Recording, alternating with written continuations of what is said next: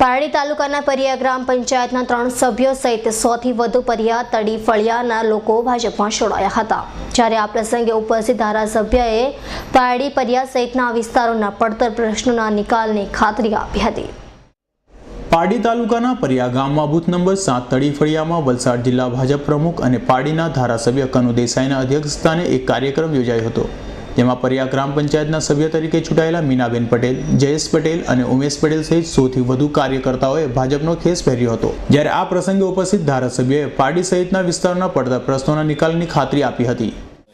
2014ના લોકસભાના ઇલેક્શન માટે તૈયાર થઈ રહ્યો છે ત્યારે આખા દેશમાં અનેકવિધ આયામો થઈ રહ્યા છે અને ભારતીય જનતા પાર્ટીનો વ્યાપ અને સ્વીકાર્ય જેમ બને તેમ આંધીની માફક સમગ્ર ભારતમાં ફરી વળ્યું છે અને એ સમયે આપણા વલસાડ જિલ્લાના અનેક ગામો આ સમરસતામાં જોડાઈ રહ્યા છે અને નરેન્દ્રભાઈની લોકપ્રિયતાને લીધે આજે પરિયા ગામમાં તડી ફળિયામાં પંચાયતના સભ્યો સાથે લગભગ 150 થી 200 કાર્યકરો, યુવા કાર્યકરો, બહેનો આમાં ભારતીય જનતા પાર્ટીમાં સમર્પિત થઈને ભારતીય જનતા પાર્ટીમાંના કામ કરવા માટે આગળ આવ્યા છે।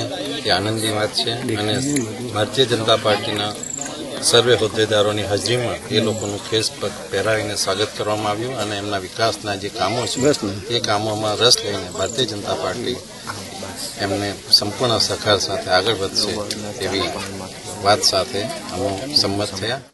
જોકે સામી લોકસભાની ચૂંટણી ટાણે 100 થી વધુ કાર્યકરો ભાજપમાં જોડાતા કોંગ્રેસીઓમાં ફફડાટ વ્યાપી ગયો છે। અમૃત પટેલનો રિપોર્ટ, S9 ન્યૂઝ, પારડી।